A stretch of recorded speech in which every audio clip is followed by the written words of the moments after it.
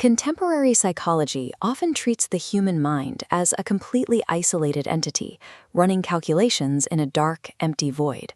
Aristotle treated this study as a branch of natural science. In his primary text on the subject, De Anima, psychology investigates psyche, or the soul, the principle that animates every living organism. This approach grew from empirical observation. During his mature period at the Lyceum in Athens, his theories were built upon rigorous biological fieldwork.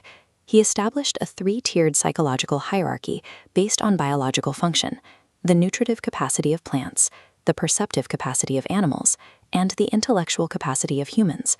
Human cognition marks the apex of an integrated biological continuum. We understand the mind only by recognizing its role within this wider living system. Explanations for consciousness usually rely on a familiar binary: reductive materialism, where only physical matter exists, or substance dualism. Substance dualism, famously associated with Plato, treats the soul as an entity capable of existing without the physical body. Aristotle bypassed this debate using a framework known as hylomorphism. The term combines the Greek words for matter, hule, and form, morphe. Under hylomorphism, every generated thing is a compound of these two elements. Asking if the soul and the body are separable objects is a category mistake. Reforming the mind-body problem requires the application of classical physics to biology. We observe hylomorphism in a basic physical object, like a statue. The matter is the raw substance, unshaped marble. On its own, it is mere potentiality. The form is the specific structure providing actuality, making it an actual statue of Hermes. Aristotle applied this physical principle to biology. The physical tissue of the organism acts as the matter, and the soul is the organizing principle, the form, that creates a living being. In De Anima, Aristotle illustrates this absolute integration using the analogy of a wax seal.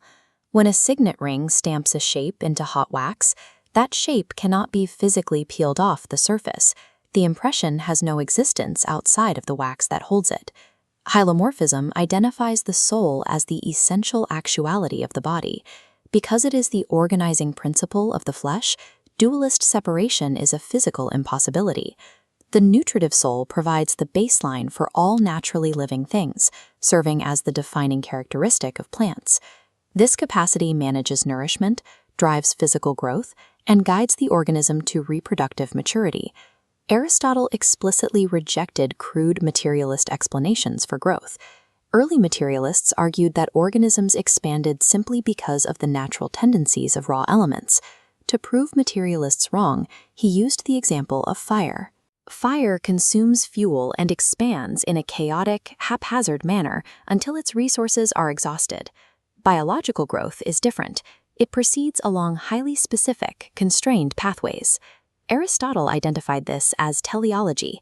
Biological growth is end-directed. A plant stops growing once it reaches maturity, having realized the specific structure of its species.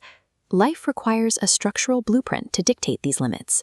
The nutritive soul provides this blueprint, proving that biology exceeds the unguided tendencies of raw matter. The perceptive soul marks the transition from plants to animals. Perception is a teleological necessity.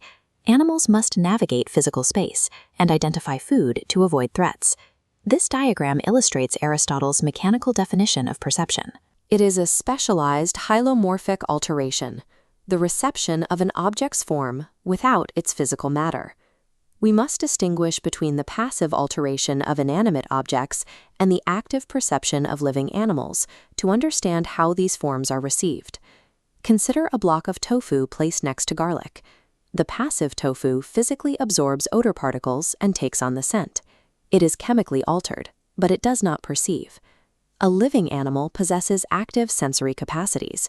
When it encounters that garlic, its organs become structurally isomorphic with the object's sensible qualities. Perception is a biological system's unique capacity to structurally mirror external reality. It is distinct from the physical absorption of matter. At the apex of the psychological hierarchy sits the intellectual soul, or nous, unique to human beings. Aristotle argues that thinking relies on the same process of form reception found in perception. The difference lies in the inputs. Perception receives physical qualities like color. The intellect receives intelligible forms, abstract universals, and structural concepts. In cognitive isomorphism, the mind contemplates an object by adopting its abstract structural blueprint. The intellect is made like the object it considers. To receive the structural form of any object in the universe, the mind requires extreme plasticity.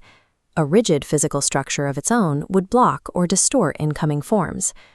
This requirement led Aristotle to conclude that the cognitive intellect is nothing in actuality before thinking.